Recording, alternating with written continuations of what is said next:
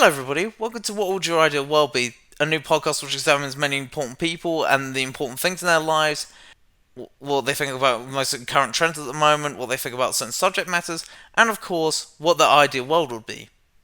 As part of a special series covering the Birmingham Erdington by-election, today's guest is Lee Dargue, who is running under the Liberal Democrats banner.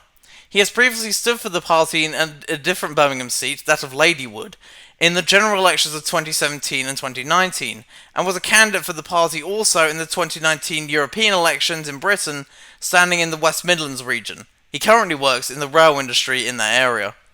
Hello? Hello. How are we? Very good. How are you doing? Fine, thank you. Storm Eustace has hit me outside, but beyond that, it's all right. We've been relatively unscathed here, which I'm surprised by, unless we're going to get a whack later. I don't know. Yeah, you never know with this stuff. Anyway, thank you for coming on. No, thank you for having me on. Okay, sure. And the first question I wanted to ask you is that you've just been elected, hypothetically, after the by-election is over, you've just been elected as the MP for Birmingham Erdington. Is that how you pronounce it? I'm just double checking. Erdington, that's right, Yes, yeah. good. Birmingham Erdington. And you just entered Parliament for the first time. What is the first major policy that you seek to achieve while there? And who will you work with in order to achieve that goal? Okay, so my particular drive is around mental health. It's something I've been working on for quite some time. Mental health of people, either in their social settings, in work settings. The mental health of politicians is something I've been working on. There's a lot of stress and pressure involved, and some of the sort of online discussions are quite toxic these days. So mental health is my big sort of piece, and I'll work with anyone that shares the same goal of improving mental health. And why do you think that it currently stands that the government doesn't seem to be talking about this as much as a major issue, given the fact that it seems to be very much like a big thing at the moment, given the fact that apparently after lockdown, mental health admissions have spiked and so on, especially among younger people. Why do you think that this is not becoming much of an agenda item as it probably should be, given the significance of it? That's the ultimate question, I think. So I think the government is, certainly the cabinet is slightly distracted trying to mend their own issues at the moment, and they're distracted in trying to protect the Prime Minister, and so I think their eye is off the ball, and mental health was promised by Theresa May as one of her flagship programmes. I haven't really heard it off Mr. Johnson, but the government has talked about it occasionally. I think, and of course I am utterly biased on this opinion, Liberal Democrats brought it in through Norman Lamb and others as a key priority in government. Since the Lib Dems left, it appears to have not been such a priority. So I would argue that it's because we're not in government, but then I would say that, wouldn't I? So, yeah. Well, no, that's fair enough. And why do you think that since Liberal Democrats essentially, left government, no longer in coalition and so on, that the Conservative Party, as you said, even Theresa May said that mental health was, a huge platform that she wanted to stand on. What do you think that that hasn't been followed up through? Do you think it's because there's been so much in the meantime that actually something like this, which is such a nationwide sort of thing, has not been looked at as thoroughly as it could be? Yeah, completely agree. I think, again, though, in fairness to Theresa May, whether I agreed or disagreed with her policies, her plate was incredibly full with something called Brexit, if you remember that. So was her attention and energy elsewhere? It's understandable. I think we can probably do more than one thing at once, but that's such a significant seismic change that maybe it wasn't. I think I'll give credit to Theresa May. She did quite a lot on domestic violence, especially for women and girls. So something that she had a passion for was there, but the mental health, I don't think, got the look in. But you've said quite rightly that not only is it a key issue, and I did a lot in coalition actually around young people's mental health specifically. The problem is that it's even worse now because of the pandemic, people being locked down and other issues around schooling and so on, and family problems, that it's even more of a crisis now because it was not paid attention before, and now it's got worse. So it is strange. It is not a priority, but I'm certainly going to keep pressing for it to be so. Fair enough. And one other thing I wanted to ask you touched on this earlier. Has one of the things that you've noticed on the ground where you've been campaigning and canvassing and all the rest of it, has one of them been, because you alluded to this earlier, the fact that, the current government is so swept in scandal at the moment, given the fact that, you talk about Partygate, all this sort of stuff where the government's trying to dig itself out of its own hole of sort of endless scandals that have come out in the last like couple of months or so. Has that been a major thing that's been on the ground? And do you think, the Lib Dems can capitalise on this the same way that it did in North Shropshire, for instance? Well, yes, I was going to mention North Shropshire because in North Shropshire, that the last week of the campaign was when the big sort of Partygate stories broke, and we were getting it on the doorstep all the time. Oh, this has finally convinced me that either Mr. Johnson's not the right person, or I simply can't vote Conservative this time. Or this time round, it's been more about, I would argue, because they're distracted. It's been more about the cost of living crisis. Energy bills are one of the biggest topics because they're going through the roof and going further in April, along with the tax rise that we promised by the Conservatives wouldn't happen. That's a big issue, cost of living crisis now. But again, because the government is paralysed, they're not really tackling the problems around energy prices, food prices, inflation at a 30-year high, rents and mortgages going up. So it's really a case of the government's forgotten about me. And I'm also getting the sense that people feel that their local Labour council has switched off listening as well. So there's kind of a double whammy going on that people feel really left out in the cold. Mm-hmm. And what do you think that is, given the fact that, this cost of living crisis is so it hits people very badly in the pocket and could pretty much hurt any political party that's in charge, whether it's Conservative or Labour, who Yes. are actually in charge and don't seem to be doing anything about it? Why do you think you talk about this double whammy? There's such a sort of by what you say, sort of like negligent attitude by these parties about it. Why do you think that's so? I think we hear all the time about people having a voice and politicians are there to listen. And I think, especially around an election, the priorities change for the people involved in a campaign. So, for example, in this campaign, I've noticed the Conservative and Labour candidates have been shipping in either their party leaders or government ministers. And I get that that's a thing, right? It happens.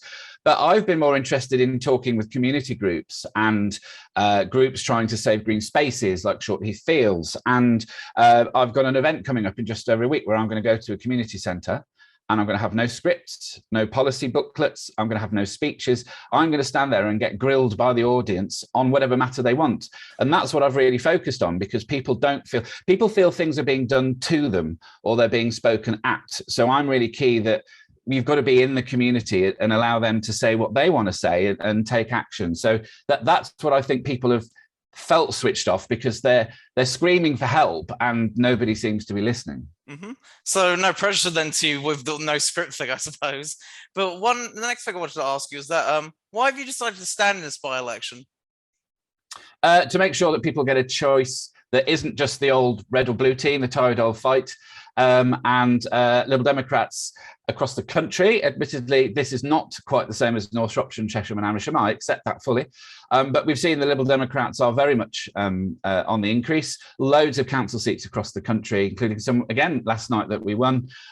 So I'm really keen that people get a choice to vote Liberal Democrat. And without me standing, people don't get that choice.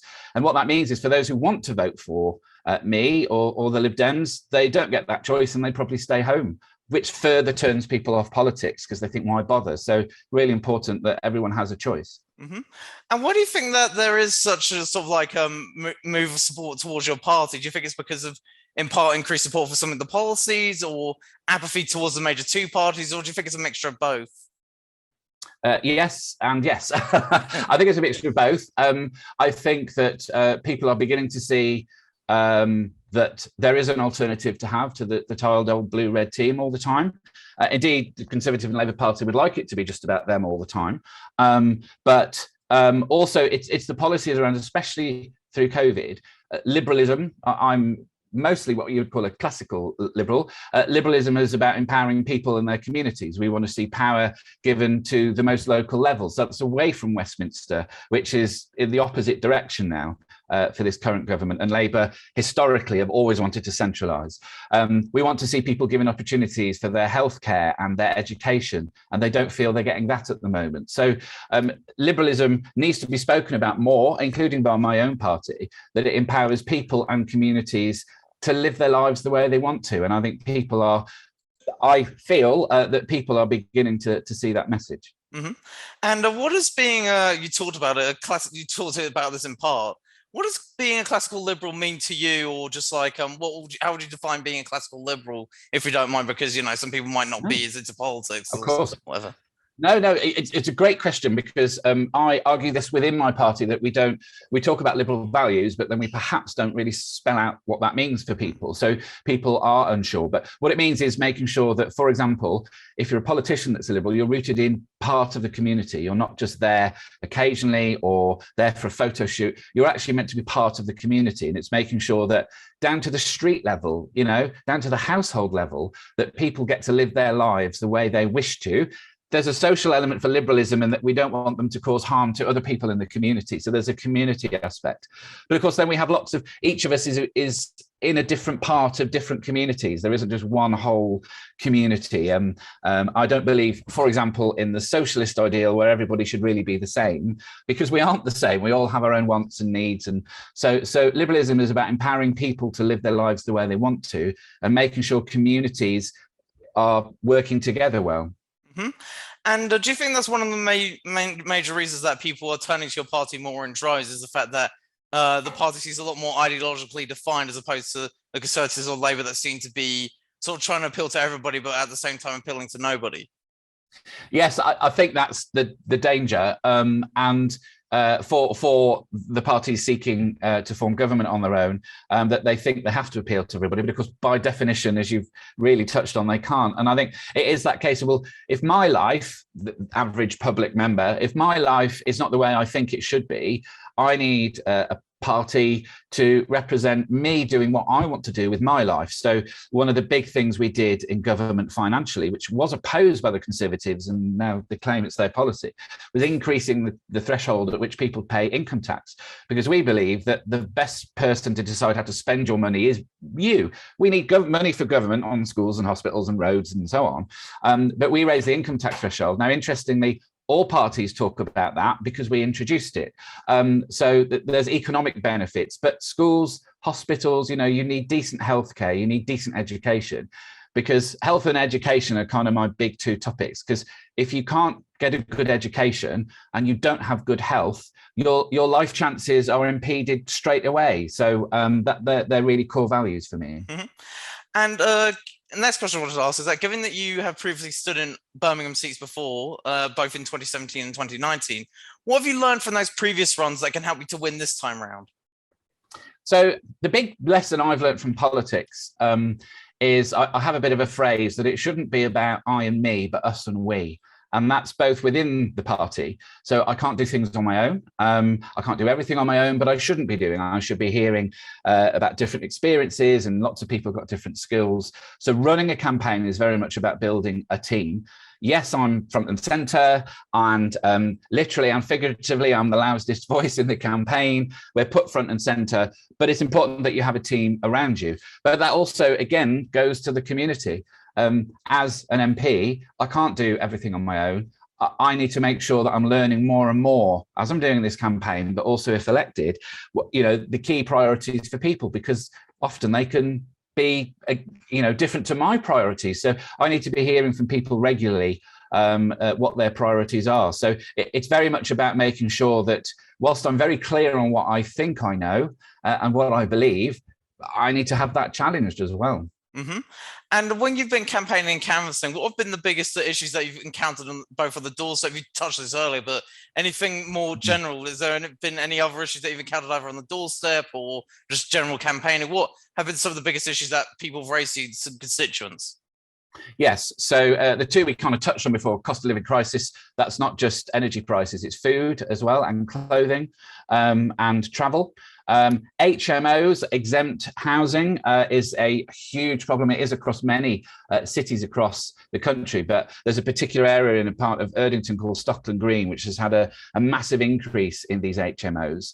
And for those people who don't know what they are, they're exempt from sort of most planning regulations and other laws, because people who have either special needs, be it physical or mental needs, people who may have just come out of prison and need a new start and a bit of a break, they're given these sorts of accommodations to allow them, because clearly they need somewhere to live. The problem is that antisocial behaviour generally goes up. People are quite worried about these in their area because it's not the people that are there, it's because they're not getting the support. And it's because the landlords are rogue. They get a lot of money for renting these houses out, but they do almost nothing to help the people in them. They don't, make sure that litter is taken away and that houses are kept in good condition. I've heard some noises that the government might want to look at this, but that's only something I've heard during this election. But we absolutely need, this is a cross-party area. We need to get the government to change its laws to make sure that landlords are held to account, because it really does cause problems in the community. Yeah, it'll be something they propose, but then change their minds 5 minutes later when something weird happens. I don't know what that would be. But the by-election over, yeah. Indeed.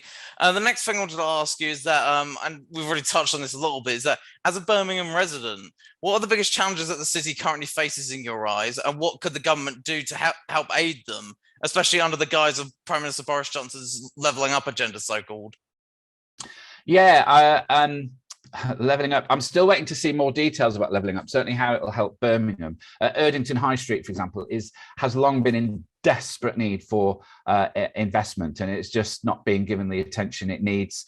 Indeed, there was a plan to give money to the high street to develop it, and unfortunately the money wasn't awarded. The Tories have blamed Labour and Labour have blamed Tories. So the people of Erdington and the high street are suffering, but Tories and Labour are just fighting over whose fault it is, which doesn't really get us any further. So also we have a massive problem. It's possibly known outside of Birmingham around bin collections. This has actually seeped over into Coventry now, it seems. We've got problems with fly tipping, like an epidemic of fly tipping that isn't being tackled properly. And also crime is often seen as an issue. Certain parts where people feel drug use, I have quite radical views on what we need to do with drugs, but drug use is on the alcohol abuse. So it's the feeling that people may not feel quite safe in their communities as well, that's quite an issue. Mm-hmm. And do you think that this levelling up agenda, as it's being called, do you think that it has a danger of transpiring just simply a slogan like the Cameron government's Northern Powerhouse thing was like a decade ago? I think, to be honest, it already is a slogan. The money we saw announced in the levelling up campaign, is it last month or the month before? There was no new money at all in there. Now, I'm a big fan of recycling, but not for government announcements. So we saw some money that was already promised. We saw a stripping back of HS2 and some money potted around for the Northeast and the Northwest on rail, but isn't enough. We need to increase investment in all forms of public transport. So I think it is already a slogan, and we keep hearing levelling up, levelling up, levelling up. Michael Gove has now been appointed. Well, he has been for some time, hasn't he, looking at levelling up. He appears to be doing a better job talking to communities, but we're still not actually seeing the investment. We still keep hearing when we do levelling up or when we level up. And of course, communities like Erdington are saying, well, I haven't got time to wait, what are we getting and when are we getting it? There doesn't seem to be any clear plan outside of a well-rehearsed slogan. Mm-hmm. And what do you think about some of Go's like concrete plans as of now? Like, for instance, I remember reading, I can't remember which newspaper it was, the fact that he apparently wants to introduce like sort of like some weird sort of federalism in like a lot of the northern areas. Like he wants to introduce sort of like governors, apparently. Do you think that would be a good plan in terms of leveling up, or do you think is a bad idea? Just, I don't know. What do you think about that? Well, I think, so this kind of ties back to what the Liberals want. And one of the things is they want more power devolved locally, or decentralised, I should say. And that's more mayors, I think. So we've got a mayor in the West Midlands, but the problem is that through no fault of the mayor's office in the West Midlands only covers half the constituencies of the West Midlands. So it's a bit of a strange mix-up. Greater Manchester is probably the most famous region, largely because I'm not a particular fan of Mr. Burnham's approach to politics, but for the area, he appears to have done some stuff for Greater Manchester and got them on the map. So the more mayors, I think, would be a good idea. The thing is, the government's got to accept, if they're going to do mayors, governors, whatever, they've got to start letting go of some of the power. And I'm not sure the Conservatives or the Labour are prepared to do that, but we'll press on and see if we can convince them. Mm-hmm. And one thing you were touching on earlier is that you said you have radical views on drugs. What are those radical views, if you don't mind me asking? So my party currently has a policy of legalizing and regulating cannabis. I believe that we should be legalizing and regulating all illegal drugs because I don't think they should be in the hands of violent criminals. Some people may have heard of the phrase decriminalization. Decriminalization is an option, but what that does is it stops people being criminalized for having drugs. Therefore, they can perhaps get access to rehab and support services better. Not that everybody who uses drugs including alcohol, is addicted. However, if you legalize and then regulate, so the government gets the tax and they can start spending it on public health and other matters. But also it takes most of the money, because of course you can never eradicate a black market completely. It takes most of the money out of the hands of the current people selling the drugs, and that's the violent criminals, which funds knife crime and gun crime and violent gangs. So if we cut off their money supply, they'll start to wither. Also, the drugs that are then sold in a pharmacy or whatever we did, the strength would be controlled. It would be clear on the packet what you're buying. There'd be offer of support for people if they want it. So we have such a regressive approach on drugs. So cannabis is what we want to legalize. I personally would like to see it move to other drugs as well. Mm-hmm. And you were talking about campaigning on mental health as well. Like, do you think there might be but what do you think about, say, reports that have shown that some reports, I'm not talking about all reports, have shown that people maybe use cannabis a bit too much, become irreversibly mentally ill? Is it just, do you think it should be regulated in a way to make sure that doesn't happen, to avoid that sort of issue, for instance? Well, this is one of the good things about regulating it, so you can control the supply, and for the supply that is controlled, you can control the strength as well. There are some substances such as skunk and others that are really strong, but in a controlled market, you control literally, like you buy paracetamol, you know that taking 2 paracetamol, it isn't, unless you're allergic, going to harm you, because the supply and the dosage is controlled and it's on the label and there's instructions in the packet how to use them properly. And so if we do that, that will help control the strength and also give advice for people who, if they want it, to seek help or other support as well. Mm-hmm. And one other thing I wanted to ask you is that, having worked in the city of Birmingham for many years also, do you feel that having a local presence in the area is beneficial in terms of electoral advantage? Yes, I mean, I think it's important because you've got to be talking with the people of the area, the businesses, finding out what the local issues are. There's lots of community interest groups as well. You can't necessarily help all of them all of the time, but you need to make sure you're making time to hear them. So yeah, the local element is really important. If I lived in Scotland, I don't think I could really understand what Birmingham needs. So yeah, that I'd say that's important. Yeah. Mm-hmm.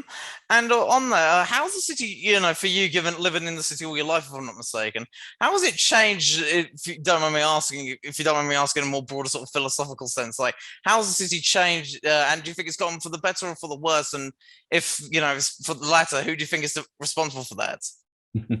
So I haven't lived here all my life. I consider myself an adopted son of Birmingham, and what I've seen in the time I've been coming here and living here is the massive increase in investment, which is great to see, but most of it appears to be in the city centre, which of course has a part that needs investment. But what we're not seeing is communities elsewhere getting proper investment into high streets, community centres, proper investment into things like, let's get broadband rolled out to everybody, let's get proper community services available for everybody.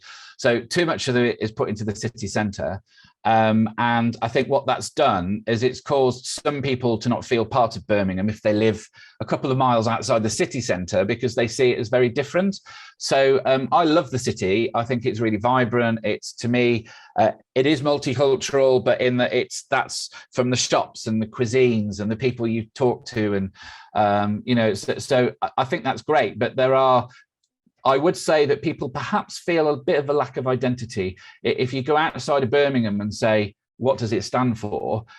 The thing I'll get told is, oh, you've got funny accents there. So other than the accent, people perhaps struggle to identify what Birmingham stands for. Now, I think that's a great opportunity to have a big conversation with people in the city about what is Birmingham for and what should we make it. I've heard some noises of this of the local council, but they haven't sort of really done anything with it. So it's down to people like me and other people, elected or otherwise, to get out into the communities and see what people want. Well, it could be worse, I suppose, in terms of what Birmingham stands for, because it could have, it could have been people saying, "Oh, Peaky Blinders," but do you think one way that leveling up could have transpire, and because if I'm not mistaken, Birmingham used to be an industrial hub, do you think that Hmm. maybe one way these areas could be seen to level up is if, say, we try and reindustrialize some of these areas the same way like Birmingham and some of these other northern areas, the same way that Germany has done with its economy in recent years? Yeah, I think it's a little bit difficult because we're moving more into kind of services, aren't we? And services that even previously might have been physical. So health services now, obviously we have to have physical health care, but health services include things that are done online and online consultations and using apps and digital and so on. So there's a lot of service stuff, and we've got some great universities as well. And we want to try and keep young people if they wish to, but we want to try and convince young people to stay here to make this their home. Because what often happens in many towns, including in Birmingham, is they'll come into university and then either go back to their home or move elsewhere because they don't perhaps see the opportunities they need. So I think we have to reflect that we're not going to, this wasn't your question exactly, but we're not going to get, as some people might want back, all the factories on the side of the canal, as romantic as that may be. But I certainly think we need to be investing more in public transport. Now, bias alert, I work in rail, so that has to be said out loud, but all forms of transport, trams, which I'm not involved with, buses, private hire taxis, I think should get better access to roads to keep people's own cars off the roads. So those sorts of things actually are physical jobs, they're construction work. So I think there is a mix, but we have to recognise as well that the city's getting quite full as well, where we're losing spaces where to put things and build things. So it's got to be a mixed economy. Mm-hmm. And why do you think that is? So, why do you think that is about? You talk about young people sort of like leaving the area to go to other places. Why do you think that does happen? And how do you think these sort of people could be convinced to stay in areas like, say, Birmingham and so on, as opposed to like just go to, say, London or abroad for work? How do you think that can transpire? So there's kind of a few levels here. First of all, obviously, we talked about liberalism. Young people should be given all the opportunities to do what they want, but we should be, I think, incentivizing people to say, if you stay here, we'll help pay for your accommodation for a few years whilst you settle into a job, or we'll help you look at different careers and maybe help with other things, like even things like paying for broadband or giving people good access to internet connections. As simple as that sounds, we have problems here in Birmingham as well as elsewhere in the country. So I think incentivizing them to stay, to show them that there's opportunities to grow and develop, maybe raise a family or spend a long time in Birmingham. As we said, there aren't really that many opportunities that people see that for, so we'd need to develop that. But there are some other valid reasons, what an attractive thing to do, especially as a younger person, to go abroad, or some people want to go back home. That's completely understandable if Birmingham isn't their home. But we need to be making Birmingham more attractive so that they want Birmingham to be their home and not leave. But as I say, we've got a lot more work to do on that as a city. Mm-hmm. And one other thing I wanted to ask you is that you talk about working in the city, like talking in the rail industry, for instance. How would you use such experience in terms of like working in some of Birmingham's industries to your advantage if you were to become the MP for the seat? Like, sort of, how would you use that sort of experience as a sort of a wedge issue in terms of like being an MP? Yeah, so I think I haven't come into this only to do politics and, as they say, never had a real job. The benefit I think I offer is I've worked in many different industries. So currently in the rail sector, I'm a qualified teacher and private trainer. I've worked in different industries like engineering, in the food industry. So I've got quite a range of experience in different job roles as well. So I can't profess to know everybody's experience, but I've got quite a lot of understanding about, what is it like to do night shifts in a factory, doing really physical work, and what is it like to be teaching people? What is it like to be working in healthcare? So I've got a wide range of experience that allows me to understand, I think, quite a lot of people's backgrounds. But again, as we've said, clearly I need to be making sure that I'm reaching out to people so that they can tell me what their own backgrounds are, and I can learn more about them. Mm-hmm.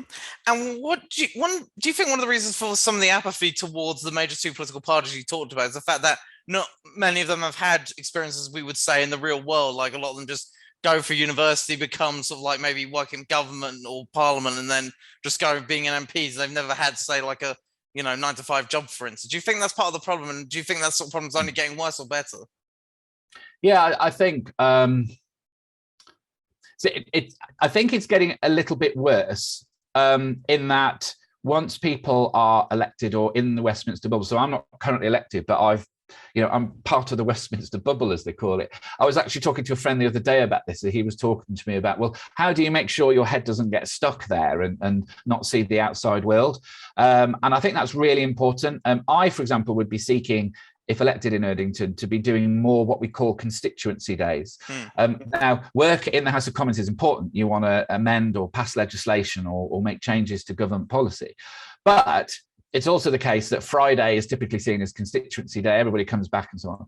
Now, lots of MPs do work outside of normal hours as well, but I'd be wanting to sort of shake that up and say, well, actually, why am I only in the constituency as a constituency MP for one day a week? Does that seem enough? Other opportunities to get more people to not just physically see me. We have this now. We have online technology. We can do hybrid. So I would be very much seeking to change. Well, it would be down to me how I spend my time, right? But I think I'd be looking to change the normal model. I'm not. Again, this is the liberal in me. I'm not that wedded to tradition. Just because we do something, it doesn't mean we have to carry on doing it. So yeah, I'd be looking at doing something quite different, I think. Mm-hmm. And what's your opinion on MPs holding second jobs, but given that how much that's been sort of like a controversy over the last few months, especially with the aforementioned stuff with North Shropshire and so on? Yeah, in principle, I'd have no problem with them having second jobs, providing they do it pro rata. So if you're having a second job that takes you away from your main job, you should have your first job salary reduced and your hours adjusted, as everybody else in society has to do. I could get a second job now and say work on a Thursday and Friday, but it means my first job means I work Monday to Wednesday and have my pay cut on that job. And I think the problem is that the MPs potentially want it all, and we've seen some examples where they hold, I think, some obscene salaries, six-figure sums for doing an hour's work a month, which is really turning up to a meeting and going, nodding and not really doing much. So now that's the company's issue for paying them so much. But yeah, I think anything that takes them away from their actual elected job, because it isn't just a job you can apply for and say, well done, you passed the interview. It's not like any other job. You've got to be elected. So I think you've got to pay attention to your elected job. And for those people who say, oh yeah, but having this other job keeps me mindful of what's going on in the outside world. And I'm like, well, get out and talk to people more, knock on more doors, go to more community centres, go to more churches and find out, go out on the streets and put a stall up and say, come and talk to me. That's how you get the information. So yeah, I'm not a fan of the second jobs.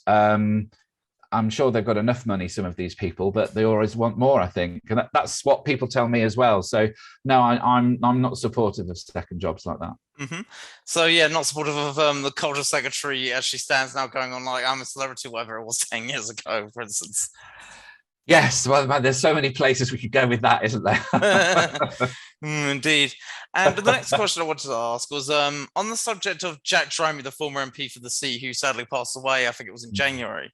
How do you feel about his performance as an MP in this constituency, and what were his strengths and weaknesses that you would take note of if you were to take over his position? Well, I'm deeply sorry we're having this by-election. Of course, I'm here to fight it, but the reason for it is obviously very, very tragic. And we had a death of another councillor in Birmingham not long before Jack as well. So it's been quite a difficult time for people and families of them and the people who knew him. Jack was very well respected across the piece. There was lots of respect given for Jack when he passed away. In fact, my last debate that I had in 2019's general election, I can't remember the circumstances how, but although I stood in Ladywood, I was debating with Jack. And I very much like Jack's approach to politics, that he was absolutely fervently of the belief of what he believed in and what he thought was right and good and proper. However, that didn't mean he switched off to other people. And I think too often we see, whether it's MPs, whether it's activists, campaigners, this tribalism. I think loyalty is fine, fealty isn't, but loyalty is fine, but tribalism isn't, because it switches you off to other points of view. It switches you off to, look, why is it wrong to have friends with people in other political parties or whatever? So I think there's a problem there in politics generally, but Jack didn't have that problem because everyone would talk to him. So he had great campaigns. Road safety was a passion for Jack's, and that's a key issue in Erdington and across Birmingham as well. So I remember good things about Jack because he was always very open. He liked to debate. He liked to be challenged and have a debate with you. So I certainly would like to carry on that spirit of doing what I think is right and believing what I believe, but listening to other people, including those in other parties as well. Mm-hmm. And you talk about political tribalism there. Do you think that's a problem? Do you think that's something that has gotten, but more of a problem in recent years, as we hear about? And if I'm not mistaken, forgive me for sounding a bit pretentious here, but I remember reading, studying American history and so on, and George Washington, in his final address to the nation, warned about sort of like the tribalism of political parties and how they could tear a nation apart. Do you think like the problem is actually getting worse with political tribalism, not only in Britain but in a lot of the Western countries as well? I think so. Again, it's one of these, I'm going to step outside of what I think my political colleagues say and what do I hear on the doorstep, what am I seeing elsewhere? Mr. Washington was on to something there, right? I mean, we're not in the state of America, although these days that's not really a high bar to jump over in many ways, is it, in terms of politics? But I do think, social media has had an impact. I myself have stopped using social media about 2 years ago, and it's still there. People can see it, but I just kind of stopped using it for a while, and then I just haven't felt the need to go back.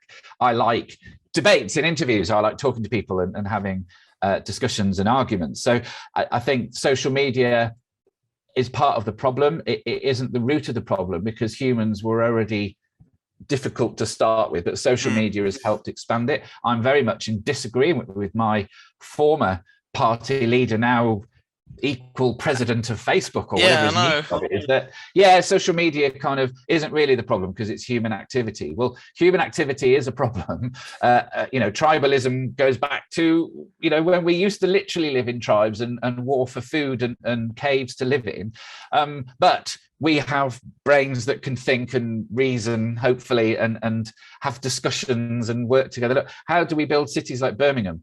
Not by being tribal and not working with each other. In workplaces, we have to work with people we may have really different political views with, but we've got to work together to achieve the goal of work. So I think tribalism is increasingly a problem because it switches people off to being challenged. And what I've found in debate, so we have hustings where people go to a debate in an election, or hopefully outside an election as well, where I've noticed that over the years, over the last, say, 10 years, whereas people are always pretty strong on what they think and want to get the point across and so on, I've noticed increasingly over the last 10 years, much more so in the last 2 or 3, people will go into a debate, they'll say their piece, and then they'll almost physically switch off until it's their turn to talk again. And to me, it's like, no, you go in because you want to convince me that I'm right, and I want to convince you that let's have an argument, let's have a debate. And I think debating has been lost. I mean, we could go off on all sorts of tangents about discussions of public nature that are very much in the news. But I think that the ability to debate has been lost by some because they don't want to be challenged. So they switch themselves off, and that's really unhealthy for a society, never mind politics. Mm-hmm. And do you think that you talk about the role social media's had to play in this? Why do you think that they've sort of, until very recently, sort of like avoided the scrutiny of having a role in sort of like this political tribalism coming back to the forefront? Because especially given some of the way that these media companies have behaved, like for instance, I remember reading that Facebook apparently now, according to studies, has like an addictive quality similar to cocaine. Why do you think they've only recently been heavily scrutinized about this stuff, whereas opposed to a decade ago, people like Zuckerberg and co were seen as geniuses? And if you think the social network is actually accurate, which apparently it is, you're evil for questioning Mr. Zuckerberg and all the rest of it. Why do you feel that has not been, the case until very recently? I think a part of the picture is there wasn't really much vocal investigative journalism into it. And that's another industry I think is really suffering now. We're seeing, journalism, it is, there's lots of cuts, people aren't buying papers, so that's struggled to pay for the journalism. But I think the journalism that we've seen, there are some renowned people, both here and in America, that have said, no, actually, I'm not taking that answer. I want to do a bit more digging. Now, they themselves have come into trouble and been harassed and other things that have happened to them because they've investigated. But I think it's only when we've had the journalists doing what journalists should do and asking the question and prodding till they get answers, that some of these things have come out. And I think people got so wrapped up in look, the ideals of Facebook when what was it, 2001, 2 or something? 2004, if I'm not mistaken. So the ideals of it, wonderful, connect with people, hooray, we like connecting with people. But then what's happened is that I would argue it's grown into a beast that they can't control, and that they've lost sight perhaps of what they wanted to do originally. We know data, is it scraping, I think they call it now, rather than mining, but the data collection in order to sell on for ads, which they still claim they don't do, yet they literally do. Yeah, they do, yeah. It's become, they've lost sight of what they wanted. And I think, we need, therefore, more journalism. We need more questions asked. I know European Union is doing, we've had hearings here, haven't we, on the select committees, and in America, there's a whistleblower, I think Francis Haugen, who said, look at these things I found, look at this report. So that helps.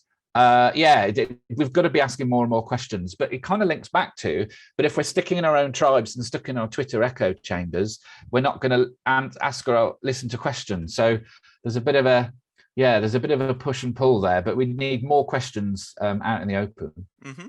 And do you think one solution to a lot of the social media stuff is to maybe possibly break these big tech companies up in the States, or have antitrust suits against them? Or if not, what would the solution be, do you think? Yeah, the antitrust stuff, I'm no legal expert, and they love their lawyers and legal cases in America, don't they? So I'm sure there will be lots more to come, but I think breaking them up, maybe, but then this is the problem with we should be giving power out to people and communities, and it shouldn't be down to governments, for example. Who in the government is going to decide how should they break them up? What should each component part do? What legislation is needed in order to make this happen? It gets very complicated, because breaking them up sounds great because they are monolithic. You've got Google, you've got Apple, you've got Facebook, big monolithic companies with too much power. But then breaking them up, what does that mean? I mean, is only one to share pictures and one to share videos and one to send a message, or it's really difficult. And there is an argument for the free market. I'm not an Adam Smith fan myself, but I like the fact that the market does sort of correct itself. But then we've shown that we can't leave it to them.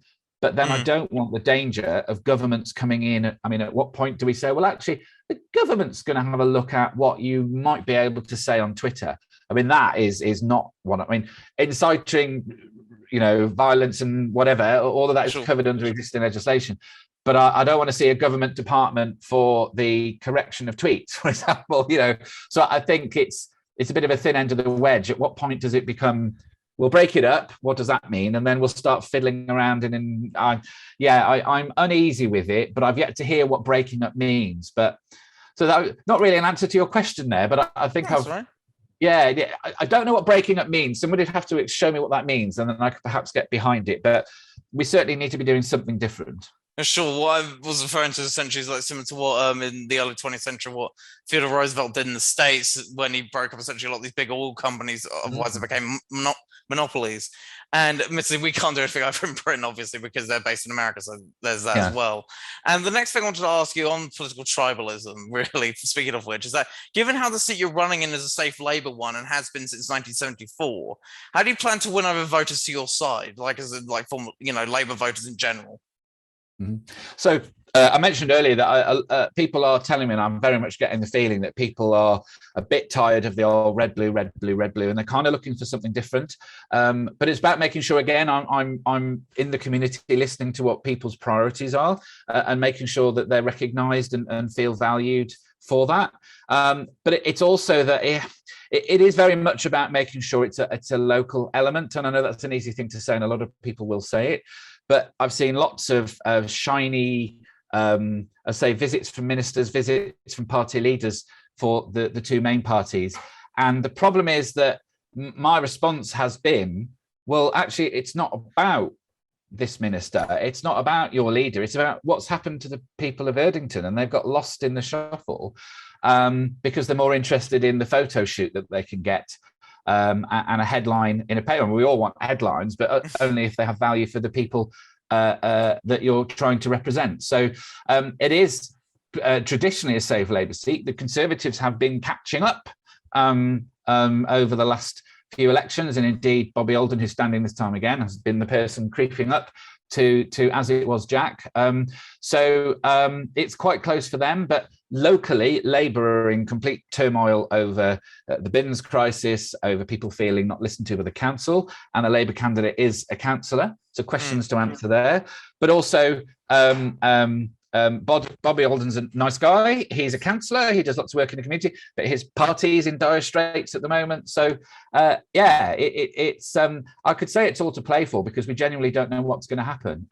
Traditionally, Save Labour, but they're not very popular in some areas locally. So, I really am unsure what's going to happen. And the betting odds I keep getting shown, we're quite close to the Conservatives. The Labour is in the lead, but who knows? Who knows what will happen on March the 3rd? Mm-hmm. And why is it you think that they are more concerned about some of these, political, these parties bringing in, like, say, ministers than, anything else? You've already touched upon the fact that it's good for social media, maybe some news coverage. But why do they think, or maybe they don't think, I'm not sure, that will sway people on the ground, especially given, not everyone knows all these ministers. A lot of them are not particularly popular, really, in some of these areas. Yeah, and especially if they're from 200 miles away, people quite rightly say, well, why are you here? And I think, I don't think it makes a big deal for them, for the local people of the area, because, for example, okay, this party leader's come in, this minister's come in, etc. Yeah, but my energy bills are still going up by £2,000. How does that help at all? I think the problem is they're doing it because that's what you're supposed to do in a campaign. As I say, for me, I'm quite, let's do something different to what everybody else does, and have a bit of a fresh start. So I think part of the reason is because that's the traditional way of running a campaign, isn't it? But not one I've gone for here. And one other question I wanted to ask you, we touched on this earlier, is that given that there has been much good fortune for the Lib Dems in recent elections, with the party doing well in recent local by-elections like North Shropshire and Chesham and Amersham, if I'm pronouncing that correctly, I hope I am, do you feel that the country's electorate is becoming more supportive towards your party, and how can you capitalise on such success to win this by-election? Yeah, so I think the thing that we have heard a lot of in Chesham, in North Shropshire, and indeed here in Erdington, across the city of Birmingham. We've got local elections coming up in May, so this is kind of a build-up to that as well. It is that people feel that the Conservative government has lost interest in doing something for them, rather than looking after their own interests. Locally, as I say, they feel, we've been hearing this for quite a few years now, that Labour has switched off from listening, and people are having done things to them rather than with them. So there is a genuine chance for someone else to come in. And look, we've been in national government in the last decade. We've got councillors here in the city. We run councils across the country. So we are a genuine alternative. We've got lots of candidates standing. We've got 12 candidates standing at this election. I think it's healthy to have lots of people, some interesting party names and campaigns going on. But I think it's healthy to have people interested in standing. So I think we are on a run, because people have said, okay, well, if I'm not interested in the Conservatives this time because of what's going on, okay, I'll look to Labour. That's the traditional answer.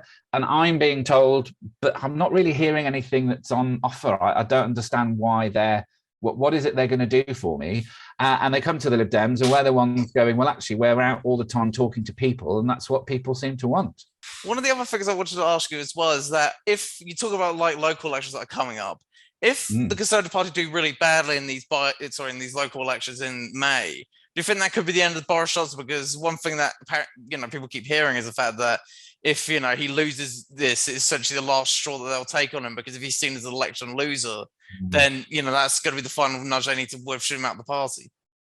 I think that's a really interesting point, because we are hearing publicly from the people speaking publicly, and I've heard that from the journalists, but I speak to people in all parties as well, and if I put all that together, there is this kind of the last people holding out, apart from maybe Nadine Dorries, who will hold out forever. The last people holding out are those going, okay, really bad, really terrible in the news. People are writing, people are getting letters and emails about this. However, he, as in them talking about Boris Johnson and the Conservative Party, he did win us the last election. So if we could just do okay and eke it out to the next election, then he can be in election mode again and then win us another. But I'm like, at what point do you say, right, the goalposts have been moved so many times that, you allowed this little thing to happen, and then this to happen, and then it's denied, and then it's proved, but it's not really important. And then it's, well, actually this and that, and all the whataboutery that goes on. And I think some of the people I've seen who wouldn't have accepted it, look, we can all agree or disagree with, last Conservative prime ministers, John Major, Margaret Thatcher, but they focused on doing the job and policy. They wouldn't have stood for any of this nonsense. They wouldn't have, we kind of know, we know what Boris is like. If somebody accuses him of not telling the truth or not understanding the detail of his own government's legislation. But there was a phrase into the 2019 election I heard consistently from Conservative ministers of when they voted him in to start with after Theresa May went, oh, that's all baked in. So in their heads, we know what he's like, but maybe he can win us an election. So that overrides everything. Now, a number of them, you see the front benching PMQs.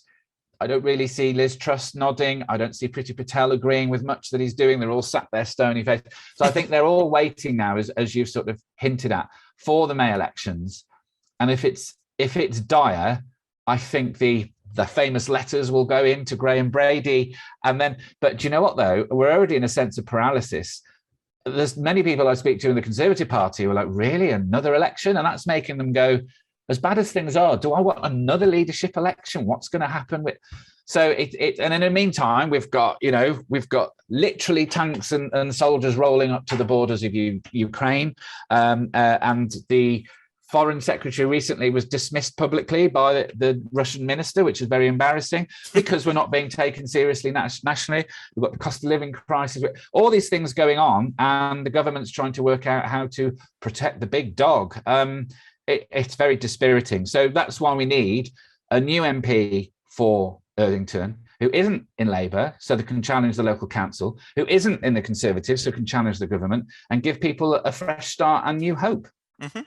And two quick tangents, like you talk about Liz Truss getting into that spat with the Russian counterpart. One thing that was funny, I remember reading this, is that apparently he challenged her on the fact that, can we take these provinces that we have, essentially, that he tried to, essentially these provinces already in Russia, so it was already their territory, but he tried to insinuate they were in Ukraine, and she apparently fell for that. As in, oh, you can't take these things, even though they're already in Russia, because apparently she didn't know that future leader of the party, apparently. And second thing also was that, Simon Heffer wrote a very good piece in the New Statesman a couple of years back about, you talking about when they elected him as leader, that they knew what they were getting, and that was quite interesting. But one of the final questions I wanted to ask you was, if you lose this by-election, what do you plan for your political future? Oh, good question. Just on the Foreign Secretary, it's interesting because the previous Foreign Secretary, Dominic Raab, was also quite bad at geography. He didn't know the English Channel was important for trade. So, the foreign secretaries need to up their game a bit, don't they? So what do I want to say? I'm going to continue my campaigns on mental health, on increasing opportunities in schools and colleges. I think further education colleges are forgotten about in this country. So I'm going to continue if I don't win. And also say we're leading up to May. So I've been working with the team to try and build them up towards May as well. And indeed, I'm helping across the city with our other campaigns. So, I'm positive I'm not going anywhere. I hope to do well in Erdington and see where we go from there, because I want the people of Erdington to feel that they've actually got a say in their own communities. So, I'm going to continue campaigning across Birmingham. And but hey, let's get to March the 3rd. We'll go to the count and we'll see what we get out of it. Mm-hmm. Would you ever consider running as an MP again, either in a future by-election or in a general election as well? Yeah, I'm quite happy to run again. I enjoy the cut and thrust of it. I enjoy being put on the spot, and thank you very much for doing these interviews. It's great that you do these. That's all right. So I as far as I can see, I will stand again. Yeah. Mm-hmm. And just two quick things before we get to the last few questions. Do you think you talk about Boris and that earlier? Do you think that if he does stay and they do keep him on, if he doesn't do too bad in these local elections, the coveted red wall that he won in 2019, do you think that could fall back to Labour or to a different party if he stands again in 2024, given the fact that apparently even a lot of the red wall Tories are turning on him already? Mm.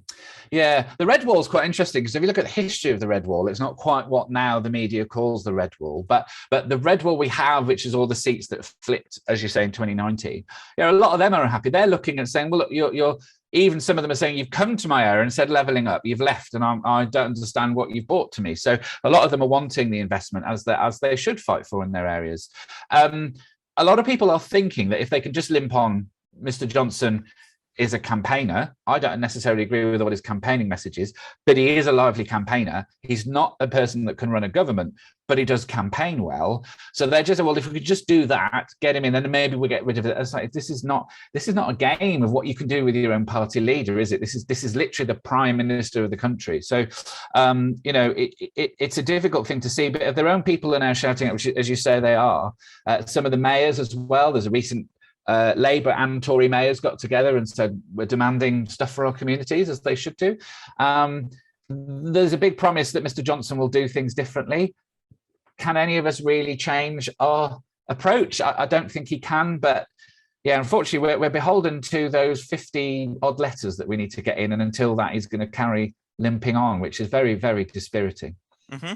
And do you think maybe for any sort of levelling up thing, it would have to be like sort of what, for instance, Michael Heseltine did at Liverpool back in the 1980s, where to his credit, he actually regenerated the city and was well received for what he did? Do you think it needs more like sort of on the ground stuff like that as opposed to just say slogans? Yeah, absolutely. And it did. I believe Michael Heseltine was actually brought in by Theresa May's government, wasn't she?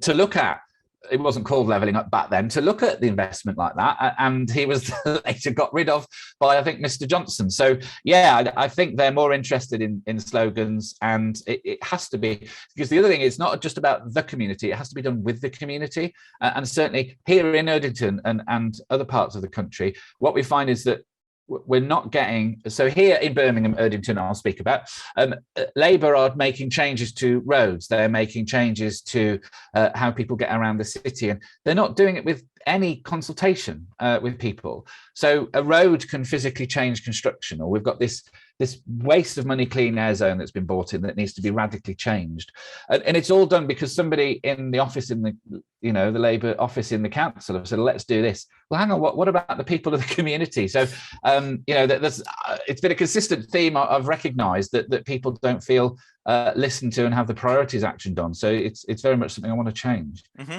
And yeah, just one quick final anecdote before I get to my last two questions is that the fact that some of these people in the Conservative Party are really sort of loyal over Boris is somewhat, to the degree that they are, somewhat a little bit silly, because I remember listening to some talk radio debate a little while ago where some person was defending the fact that these would stay on the grounds that, well, Partygate's getting a lot of coverage, but one of these Labour peers has been jailed for sexual assault or something, but that hasn't made the news, which apparently is meant to, I'm not sure you'd say, like, make the other one look less bad, which to me seems a bit off, but that's neither here nor there.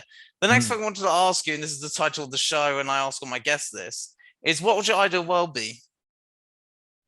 My ideal world will be to allow people to have their ideal worlds. It'll be people who can make the choices in education they want to do, that they're not forced into particular careers or directions, that people have a healthy lifestyle, access to good public services to do that, is so that people can live their lives the way they want to. And the way that they feel best, it brings out their own talents, their own interests, so that my ideal world is the way everybody else feels that they're in their ideal world too. Mm-hmm. Anyway, thank you for coming on. And if people want to find out more about you and your campaign, how can they find out more about it? Yeah, so it would be contacting me directly. I have a Twitter at Lee Dargue, not actively using it outwardly, but people can message me. And look out for Erdington Local Paper, which is running a series of events as well. Get my details there, and happy to speak with people. Thank you very much for coming on. Have a good day. Thank you, Edward. Thank you. Take care. You too. Bye-bye. Bye-bye. Thanks for watching. If you enjoyed this podcast, please like and share this video, as well as subscribe to the Ed Interviews YouTube channel, and also the Ed Interviews BitChute channel, and also look at my stuff on Mixcloud as well. I'll have more of this content coming in, and also subscribe to my Patreon subscribe star as well for more guest requests, as well as free copies of my old books. Until then, see you next time, guys.